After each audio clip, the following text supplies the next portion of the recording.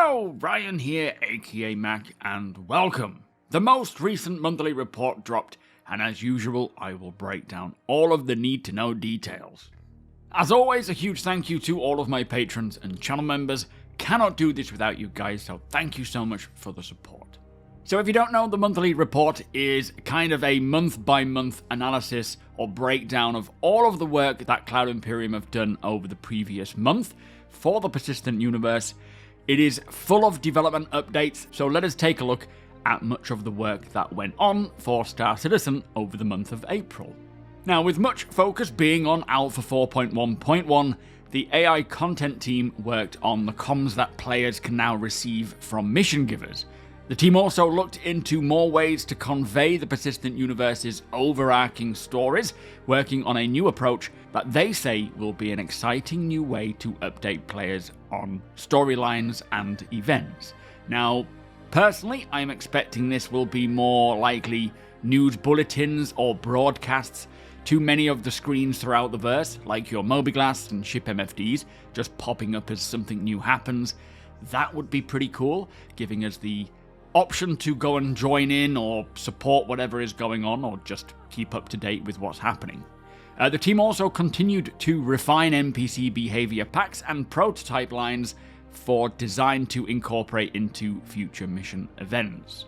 Now, for the AI feature team, they focused on refining the juvenile Valakar, improving its idle roam behavior and navigation mesh to reduce the likelihood of it getting stuck. A cooldown was also added for its melee attack, with the creature now re-evaluating targets during the cooldown, plus issues were fixed with Valakar not looking at the target when emerging from the ground. So quite a lot of improvements there for this Valakar creature, and just like we see with any previous creature or fauna for that matter, upon first release there are obviously a few issues, and then over time they begin to get polished. Now, tech was also developed that will expose more behavior values so that the designers can more rapidly create variations for specific scenarios and gameplay needs, and this is going to be very important for all fauna really. Having a way to iterate and adjust things like attack ranges and timeouts and things like that super quickly, as it will help to dial these creatures in more by way of balance without having to take an age to do so.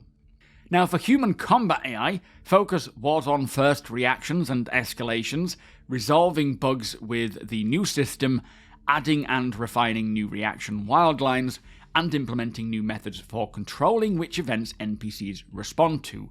Also, refinement and polish continued on compromised cover reactions, while new prototype tech was implemented to lower weapons when friendly fire was detected. And once we get things like Maelstrom rolled out to settlements and locations with walls and physical cover, that cover will over time get disintegrated and shot up, and NPCs will recognize this and move on to somewhere else. Now, next up we have the AI tech team, who progressed with the Pathfinder system, improving and cleaning up requests involving multiple start and end locations. For the movement system, AI tech are improving chase target requests to allow the chasing of ground vehicle targets alongside NPCs. Now, this sounds like it will be pretty great. Having NPCs capable of driving ground vehicles will actually have quite a crazy impact on the game, especially at locations like settlements. I can just imagine an NPC chasing a player down on a grav bike, or eventually, as the tech and requirements evolve, NPCs might go and explore recently shot down wrecks, not to mention how it can provide a possible escape for an NPC bounty, jumping on a ground vehicle to get away. A lot of range there for potential use cases. Now, multiple improvements were made to both triangle mesh-based navigation and voxel 3D-based navigation, fixing issues that were propagating problems into pathfinding and navigation raycasts, and utilizing the resulted voxels and mesh to improve ship AI collision avoidance. Now, last we heard about the nav mesh was how they have found a better solution for it, and I bet that these two are just that, improving the way that NPCs can not just navigate across a planet's surface, but also navigate through 6 degrees of freedom of space. Now, also from this team, various bugs were fixed for ship AI and the spawning and despawning of boids. Boids referring to, say, small groups of creatures like birds or fish. Now, improvements were also made to the cover generation. like excluding door entities from the cover generation process and reducing the amount generated for long walls. The team is currently checking ground surface inclination to discard cover in areas that are almost flat. So there is still what sounds to be a ton of updates yet to come into the PU for AI, and once implemented, the AI are going to be so capable and should pave the way for that living, breathing world that Cloud Imperium are aiming for. Not to mention post 1.0, getting AI crew on board your ship behaving as intended. Obviously this is a long way off, but it all sets the groundwork for that. Now, a new NavSpline creator tool was implemented that says it will allow the designers to record player ship movements and transform the captured data into a NavSpline that can then be utilized by ship AI. Now, this is fascinating to hear. So they can now essentially record any flight path or maneuver that a player does and give that move to an AI ship, which should mean that any highly skilled player could become an NPC adversary in the verse, using the player's actual techniques and flight skills, which is very interesting. Finally, for the team, they extended Starscript's functionality to create new missions and behaviors. Now, for the animation team, they continued to support the studio-wide initiative of focusing on content for the persistent universe, plus they began work on a new creature. In fact, for the most recent roadmap update, it does include a new redacted creature on the roadmap, so we could see another one pop along soon. I think the VFX team said they're working on, we'll get to them at the end, but it says that they're working on a creature for the next major release. So could this be Stormwalls for Crusader? Could it be the Boreal Stalker on Microtech? Or maybe the Whip Crab found in Pyro, or something entirely different? Who knows? Now on to the core gameplay team, who are always the meat of the monthly report. They continue to monitor feedback from the PTU to address concerns as quickly as possible, investigating new issues with quantum travel and recurring problems with freight elevators, claiming and inventory flow. And that pretty much rounds up the main issues that I'm experiencing. So glad to hear that they are seeing our feedback and taking action to fix where possible. The team also analysed performance captures to see where gains could be made for both client and server frame rates, especially focusing on new content, and better performance is always welcomed by all of us, I'm sure. There are also several more ongoing initiatives across the core gameplay teams that are either for new releases, longer term, or for Squadron 42. However, much of Squadron 42's work is also relevant to the PU, so it will come along anyway. So personally, I'm excited to see what these initiatives are, as they are already heavily shaping the PU into a much more playable and enjoyable experience. Now for core gameplay, they added updates to the engineering UI screens, including countdown warnings for catastrophic explosions, and reinstated and advanced the diagnostic screen MFDs. Now this is all very exciting to read. Firstly, a countdown to catastrophic failure is something that we have kind of been needing for a while, which in essence will just give a timer to those on board to get to an escape pod as soon as possible before the vehicle suffers fatal damage. This is going to feel more like a movie scene trying to get to an EVA suit or an escape pod, as pipes are exploding, gas is being ejected into the hallways, fires are blazing. Quite the experience. Obviously we need working escape pods first, but you get the idea. Also, these diagnostic MFDs are gonna be an engineer's wet dream, providing very relevant and important information about the state of your ship and its components. Hopefully they will look cool but also function properly, but I'm sure whatever we get with the initial drop, they can continue to iterate. Now, talking further about catastrophic explosions, it says that further improvements to ship death were made as well. For example, fatal damage behaviors now require a significant impact, and in addition, catastrophic misfires can now be triggered by nearby items failing due to severe damage. Plus, improvements to deactivating soft death were completed, and its effects can be enabled separately. So, as you can hear, slowly moving away from this artificial soft death state, which was only temporary until they get this actual systemic method in. But this will have players maintaining and problem-solving issues as they occur, based on the various impacts and whatever happens. It could be direct damage through combat, could be environmental damage, it could just be wear and tear or negligence. Cannot wait. Hopefully we will see this engineering system come to either the PTU or Tech Preview channel in the very near future, as this will take quite a while to balance and bug fix, I feel. Now, moving on to the flight experience. The team enabled the new space flight mode in their feature stream. They are currently resolving bugs related to AI ship motion, alongside outstanding work on the takeoff and landing experience. It also says that several new game modes were added to allow them to test the new flight model in the future, and due to the setup, both the new and existing models can be tested separately without affecting each other. So really interested in hearing more about this stuff. I hope the new flight model is everything we need it to be, but I am also happy to hear that they can properly test this stuff so that it can be iterated on quickly and tuned where necessary. And I'm sure when they are ready, they will present it to us, and we will be able to provide our feedback. Now, talking of flight, it says an overhaul to the control surface tech began, which means flying in atmosphere and gliding is now much more realistic thanks to believable aerodynamic behaviours, like the nose falling in turns or accurate drag on large areas of attack, especially in regards to changing atmospheric densities. They also say that there is still outstanding work to be done on the control systems and interactions with thrusters and the AI systems. So quite the undertaking going on here for flight, but it sounds like they are well underway with it and all that it entails. Now, there was also an update to the new quantum travel tech, and in addition to adding a slow speed variant of quantum boosting, the devs resolved several bugs and improved reliability and performance. Now, this sounds very interesting. So quantum travel boosting, if you are unaware, which we don't have just yet, but this is essentially a short-range jump. I think it was within about a 30-kilometer range, using your quantum drive to do so. Now, you don't reach the top quantum speeds, but you do continuously accelerate until you reach your destination.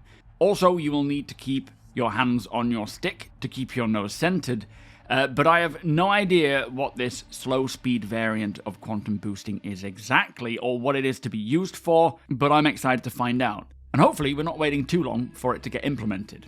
Now, this system also features improved ways for the mission designers to control the flow of AI ships, and further work will focus on improving the current experience and make it compatible with multiplayer. So it sounds like they're honing this stuff more in Squadron, and then they're going to bring that into the PU and have it handled with an MMO. The core gameplay team also optimized the scan wave mechanic to be as responsive as possible, with focus on overwhelming contact environments where hundreds or thousands of contacts are processed in a short period. And I can only imagine that this mechanic needs to be as optimized as possible, as it will be hit even harder as more features unlock, like planet-side points of interest by way of clusters and sectors, and base building. Having so many potential contacts that all get flagged at the same time on top of the thousands that are already there is going to create quite a performance hit. Now, the team also continued to polish FPS radar and scanning gameplay via regular playtests, and April's work involved adjusting the detection formula, highlighting visuals, and disabling the influence signature system to improve it to better serve the intended gameplay. Now, the fact that they are in a playtest state with this system is music to my ears. It should mean that they are very close to begin rolling it out, provided nothing hugely problematic pops up. But this is one of the biggest features that I am most excited for. So hopefully it'll come along within the next few patches. Now, the team then made improvements to inclusion checks, such as adding a mechanic to skip checks for radar contacts within the same room, which allows for a smoother flowing experience when searching for items or objectives out of direct line of sight, which would previously require a fully charged scan to detect. And then lastly, the team iterated on the box-out display for radar contacts, optimizing and refining the marker placement, plus they began setting up which objects will be detectable by radar and scanning in the PU. And there is so much stuff going on to get these radars, the scanners, the signature system ready to be implemented. I definitely think it is a system that will roll out within the next few months. it certainly sounds ready after just polishing, I suppose. Anyway, also for the team, several major bugs were fixed, including one causing the Hull C to spawn with its spindles extended, preventing it from flying around in certain ports, a commodity issue stopping ships being selectable as the destination was fixed, and for refineries, the team added the location inventory to the list of sources and destinations, while refining no longer consumes the ore bag, so it can be reused. And then finally for cargo, items placed on grids now take item pivot into consideration if the data is available. Pivot! So the Hull C has seen no end of problems with its hauling methods. Hopefully they can resolve these remaining issues and make it less problematic, but I am very happy to see all of these mining and refining updates coming into 4.1.1, and I never even considered having these ore bags reusable. That is great news, and further closes out that whole mining, hauling, and refining game loop. Love it. Now, moving on to the economy team, they were involved in the new content for 4.1.1, including the new items and vehicles for Invictus. They will certainly have their work cut out for them with all of these new missions as well. As it says, they supported the design of several new mission archetypes, some of which have the chance to impact the universe in a more permanent manner. But I have no idea what this could involve. They also began looking into making the economy more dynamic, testing various things, with the team saying, "We are studying different economic models from history and fiction to get a better impression of how the economy will feel when it's fully fledged." So really interesting to try and grasp an overview of how an economy will feel, not just from the real world, but fictitious worlds as well. Really excited to see them taking steps to get this economy dynamic, as ultimately that is going to be one of the main backbones of the persistent universe. Now, the economy team are also discussing the next iteration of item recovery and how it will influence the prices and exclusivity of different items, and then work continued on the back-end shop refactor that will provide the tools to start building a better shopping experience. So a couple of things to break down here. Firstly, Tier 1 of item recovery will involve loadouts and ship registration, so registering your personal loadout and your ship's loadout and internal things, like if you put decorations inside, registering them at a kiosk or a freight elevator so that you can then claim those items back upon loss. But also the introduction of bricked items, but from what I understand, the inability to unbrick them until Tier 2 comes along. So I suppose basically working out all of these very important systems for how they will all work together. A big job, but glad that they are getting on with it, as I don't want to be stuck with this item recovery Tier 0 for too long. And then for the shopping experience, this will likely be tied to the economy by way of item availability based on the whole economic chain, from raw resources, refined resources, to the logistics of moving those resources to and from refineries to factories and then manufacturing them. If anything gets disrupted along this chain, it'll impact the availability and price of that item, and then missions will also spawn dynamically based on that very thing. Now finally, for the economic team, the economy and data solution teams continue to create a comprehensive data plan to provide better and faster information about what players like the most. And I guess what this means is what we purchase the most from shops. We do know that Star Citizen will have two main economies running side by side. We will have the player-driven economy, which is our own shops and trades, and the main game economy. So getting the main one working first is more important, and then we'll pave the way for the player one too. Now, moving on to the mission design team. With their recent fundamental tech work complete, which I assume is the mission system refactor, and maybe the dynamic mission system as well, they are now focusing on improving mission quality, like these com-call notifications that we have, which now make it a lot easier to implement content into the game, and the team are planning to slowly roll out this update across the game to globally improve mission quality. Work on the new PvE ship battle missions allowed the team to also fix some very long-standing issues with spawning ship-based reinforcements, so ship wave missions should now function better. The team have also been able to fix missions that were missed from Alpha 4.0, and we have seen a lot of these refactored for meshing missions pop back into various patches, especially with 4.1.1. Whether there are any more to come or the rest have just been scrapped is yet to be seen, but hopefully some other ones will come in as well. But finally, updates were made to Wikullo, including the things they're willing to trade, and to prevent the farming of rare components, ships awarded by Wikullo will now only feature their unique paint, while the components will be added to the Emporium. So I kind of like this approach. Instead of the ships that you earn from Wikullo having all of these exclusive components, the components will be made available to earn from Wikullo as well, but via different missions, while the ships that you do earn will just have paint variations. I feel this is a much better idea, as earning a ship as a reward is more than enough. Now it gives everybody the chance to just gain individual components outside of the PvP specific content or just buying them from the shops outright. So there's a lot more option there, and you can pick and choose essentially which you want. Now, for the narrative team, their focus was on the huge amount of new missions and Invictus launch week, but looking ahead, it says they are preparing for their next capture session, which involved confirming trigger lists with design, writing scripts, casting actors, and coordinating with the various downstream departments tasked with processing the captured material. Quite a lot of work then, and I personally do enjoy the stuff that they are putting out there. Adding more to the lore, giving more content, just makes the verse feel a lot more alive and as if something is going on all the time. They will also be recording unique dialogue for an upcoming event, as well as adding a new NPC archetype for use across multiple missions. I do wonder what this archetype is. Obviously we had Wikullo, who is kind of a crafter, trader archetype. I'm intrigued.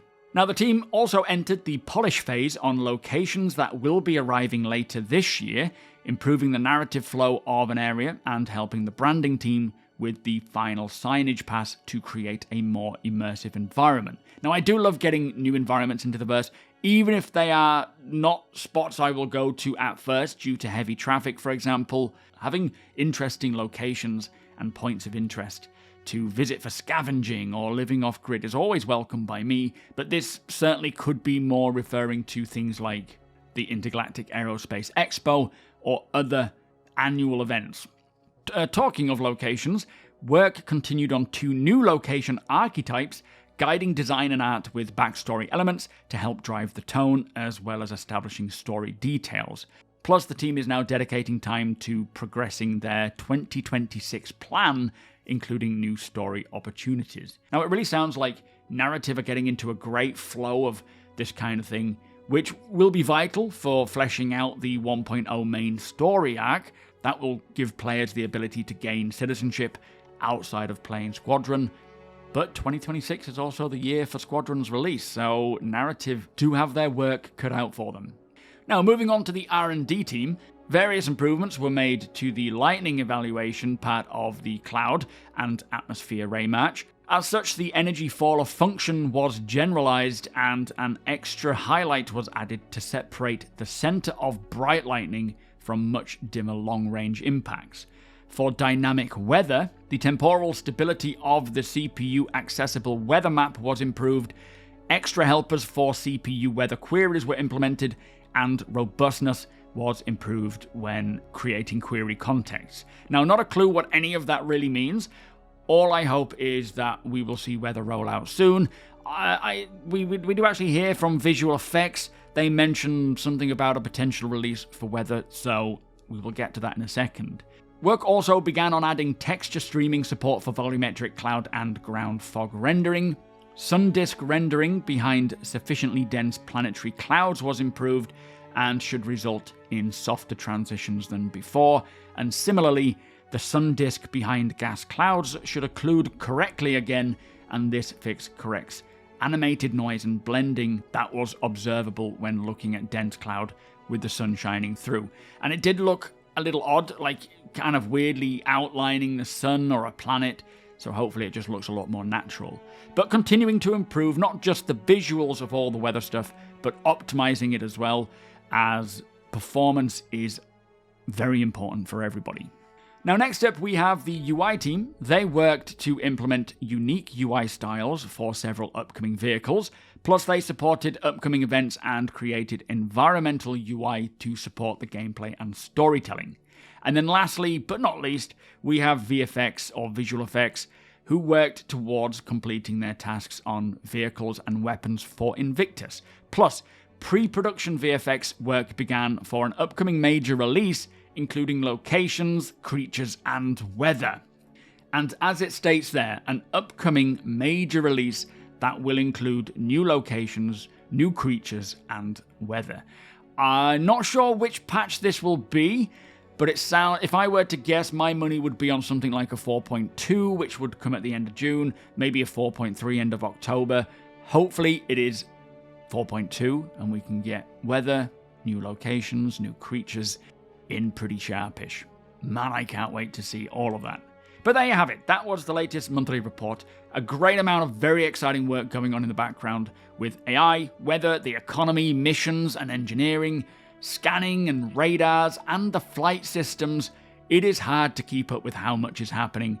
And although this year is, as we know, focused on getting the persistent universe more enjoyable and playable, that is not to say that a lot of this stuff won't come out this year as well. I am certain a lot of it will. But with that said, if you would like to convert your phone or tablet into your ship's dashboard, GameGlass is offering 15% off any lifetime pass or 10% off a monthly or annual pass. Plus, you can use it for free. There is a free option where you get to use up to 3 shards, like this Aegis one. And any purchase made using my link does directly support my videos, providing my channel with a direct kickback. So a big thank you in advance if you choose to do so. And the same goes for MONSTERTECH as well. Any purchase made from MONSTERTECH, who create all types of joystick and controller mounts, will support my channel. And a big thank you again to those who have done so and to those who plan to. With that said though, if you enjoy my videos, please do consider subscribing and helping the channel to grow. Be sure to check out my camping YouTube channel if you would like to see me living off-grid in the real world. I also stream on Monday, Wednesday and Friday between 2 and 6 PM BST here on YouTube and over at twitch.tv/SuperMacBrother. You are all more than welcome. Hit the thumbs up if you don't mind, it does the channel a big favour, and tick that notification bell if you'd like to be notified when my videos go live. Again, a huge thank you to my patrons and channel members. Thank you for the support. Cannot do this without you guys. Thank you for watching, and I'll see you in the next one.